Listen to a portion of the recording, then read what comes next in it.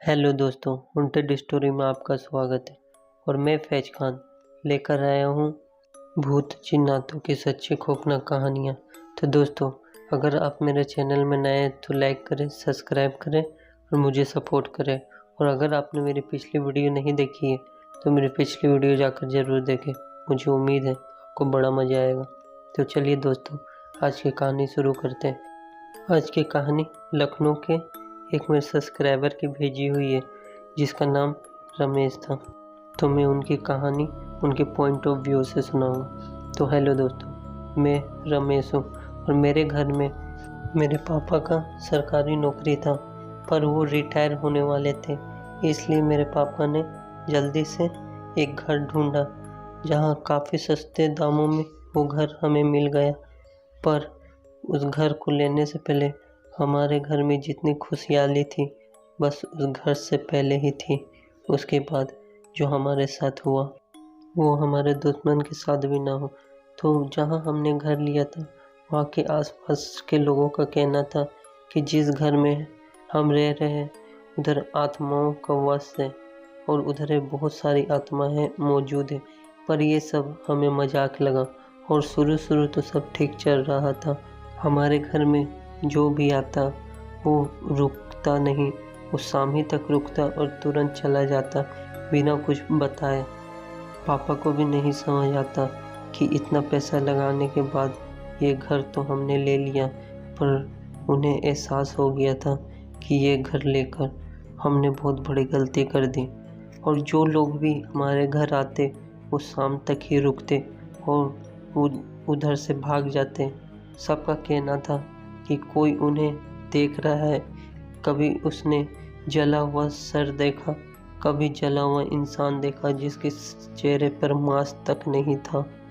शुरू लोगों के साथ हो रहा था, उसके कुछ दिनों के बाद हमारे साथ भी होने लगा। हालत दर से बदतर हो गई। शुरू में तो हमारा सामान घर का इधर से उधर हो रहा था, फिर अचानक से मेरी मम्मी को किसी शैतान ने पकड़ लिया।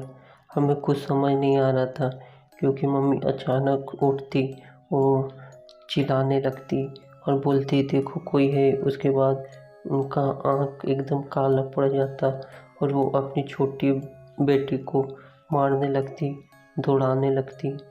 यह सब होता देख हम लोग को पहले ही पता चल गया कि ये सब ऊपरी साया है।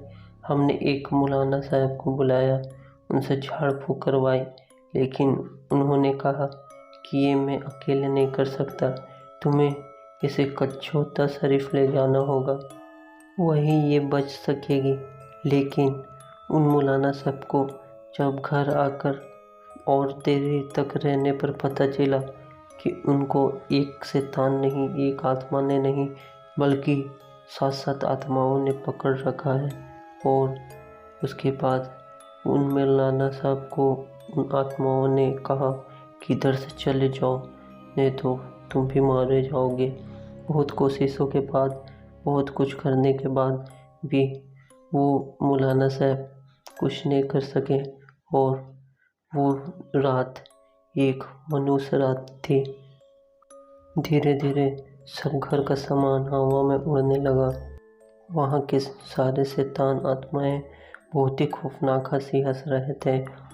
वो सब आत्माएं मेरी माँ को वश में किए हुए थे, जकड़े हुए थे और मौलाना साहब बहुत ही कोशिश कर रहे थे, पर मेरी माँ को उन्होंने नहीं बचा पाए और वो मौलाना साहब भी नहीं बच पाए। और कुछ दिन के बाद मेरे पापा का भी डेड हो गया और वो मनुष्य रात हमें ज़िंदगी भर याद रहेगा। फिर उस मनुष्य रात के बाद हम लोगों ने उस घर को छोड़ दिया। अब इस दुनिया में हम और मेरी बहन है और हम लोगों ने उस शहर को छोड़ दिया और अब हम राजस्थान में रहते हैं। तो दोस्तों, ये थी एक सच्ची कहानी। मुझे उम्मीद है आपको ज़रूर पसंद आई होगी। तो ऐसी ही सच्ची कहानी अगर आपके पास भी है तो मुझे ज़रूर भेजें, मैं आपकी कहानी ज़रूर सुनाऊंगा। मैं अपना व्हाट्सएप नंबर और ईमेल आईडी डाल दूंगा, आप मुझे अपनी कहानी ज़रूर भेजें। तो दोस्तों, अगर आपको भी भूत प्रेत जिन्नातों डायनों की कहानी सुनना पसंद है तो मेरे चैनल को सब्सक्राइब कर दीजिए और बेल आइकन दबा दीजिए। तो चलिए दोस्तों, अब मिलते हैं हम अगली वीडियो में। आज के लिए अलविदा दोस्तों।